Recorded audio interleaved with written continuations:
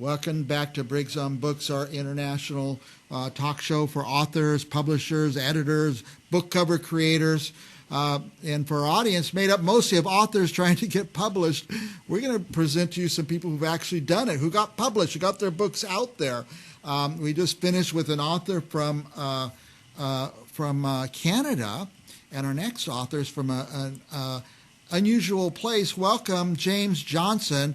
By the way, here's his book cover, An American Abduction. Welcome, James. Tell our viewers where you are. Well, I live in Tuscaloosa, Alabama. That's my home. I'm sort of on a little short trip to Philadelphia, Mississippi today. See, we didn't even know there was a Philadelphia, Mississippi. Yes, it has an Indian reservation and a golf course. And you said you're going to do some golfing. Yes. What's the weather right now? Do they have snow there? No, well, we had snow in this area last week, but it's all gone, and the temperature is about near 70 today. Mm-hmm, mm-hmm. Now, would you say your book, and again, here's the cover, An American Abduction, is it science fiction? Is it a mystery? What's your genre? Well, the mystery for most readers would be action-adventure, thriller, mystery. I actually call it a religious book because it also has a religious kick to it as well. Nice. So it has a little bit of everything. Now, your book has some people asking, is this real or is it fiction? Which is it, James? That's what I want people to ask. Is it real or is it fiction? Because to me, I'm not a fiction writer. Mm-hmm. I'm not a sci-fi writer. Yeah. I write books that could be real. When you read the book, even about the alien abductions, I read the concepts, and it has readers thinking this could be happening. Yeah, those are the best books too that make you think, well, this is something, because we're reading a lot in the news about alien abduction or aliens, or maybe we're being visited, and it's starting to sound like maybe there's something out there.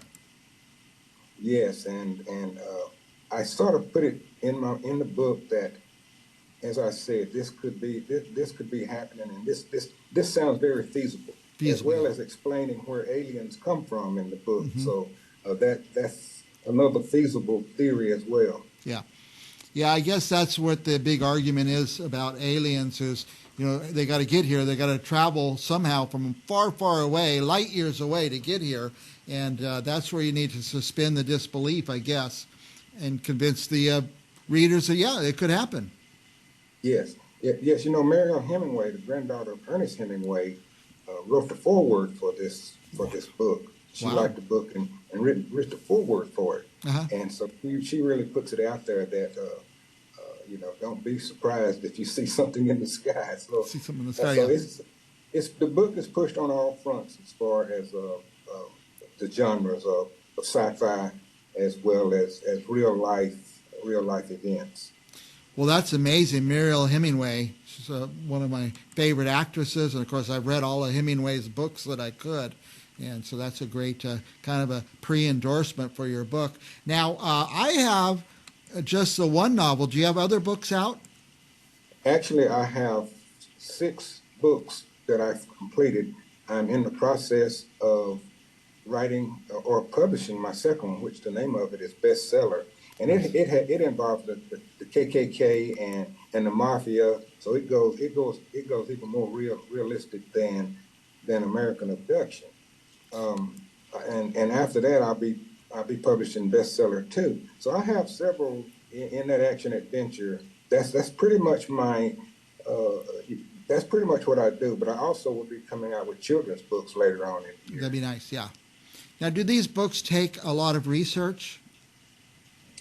Actually, probably Alien and American Abduction took research into the brain and into how government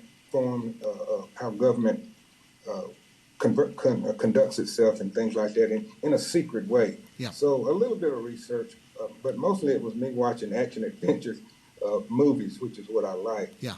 So it has it, and I had to do a little bit about the education system because these two Yale honor students, they have a lot of interesting qualities. So I did a little research on that, and as well as the CIA following this couple to try to get them or recruit them to work in this secret underground facility near Carlsbad, New Mexico.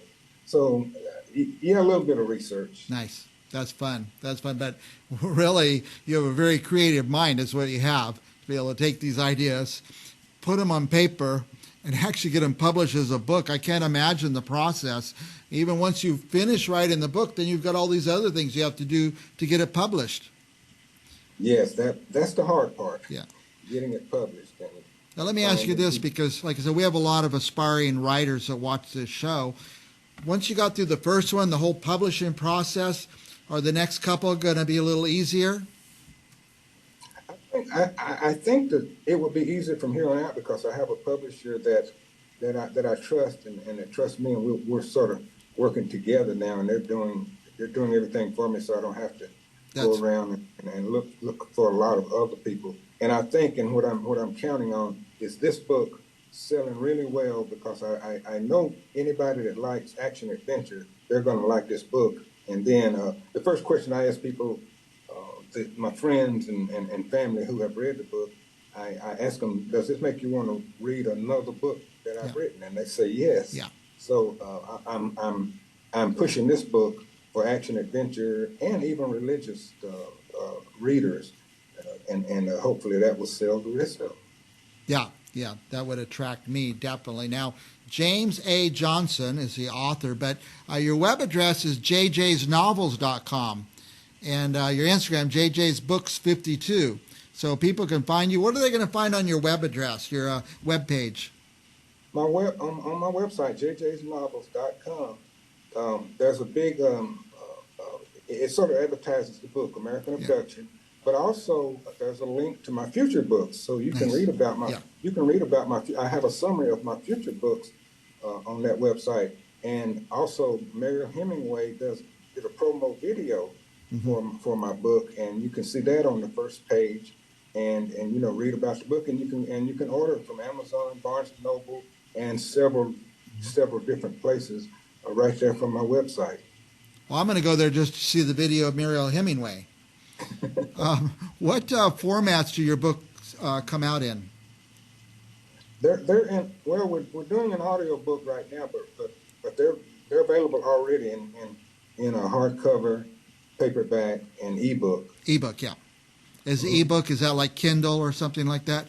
It's Kindle, yes. Yeah, that's good. I want to read my first ebook. Maybe I'll make yours my first one. I've also enjoyed now listening to audiobooks, so I appreciate that you're doing that. Will you have an actor do the voicing, or will you do the use your own audio? No, well, I'll have somebody else doing it for me. I don't know if they're going to be an actor, so we're still in the process of getting that done. Yep. Some sort of professional book reader. Yes. Well, James, I'm kind of inspired that you got the first one done, and now you have these others just lined up that they're going to start coming out. I like to follow an author like this, and you find one that's a good writer and you like their topic, then I just like to go book after book after book. So I hope that works out for you as well. Well, I know you probably don't have time for my story, but... I'd love time. Yeah, let's go ahead, please. Well, my books were... I didn't know I was a writer until God told me to write. Some time ago, about 20 years ago, he told me to write. He had put that talent in me, and I didn't know it.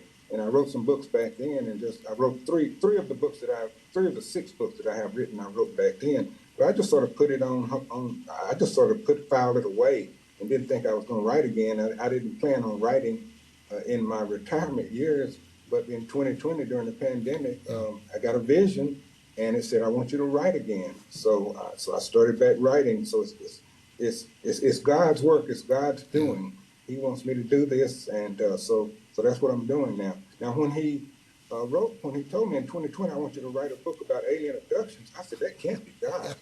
Wanted me to write about alien abductions. And I put it off for almost a year because I didn't believe it, but it kept coming back to me. So then that's when I started writing this book, and I realized then that God intends for this book to reach a wider range of readers than just people that read religious books. Right. So that's why it's an action adventure, but it has a religious theme to it. but it's also a religious book that has action. Yeah. So God knew what He was doing, and He's had me to write. I thought, and I put a lot in it. It has, futuristic technology, alien abductions, kidnappings, international espionage, Oh my gosh. as well as religion. So it has a lot of different things in it. So anybody that loves those type of books, Yeah. I believe you'll like this book. Well, I ask a lot of the authors, who should read this book or who's this book for? But it sounds like it's for everybody.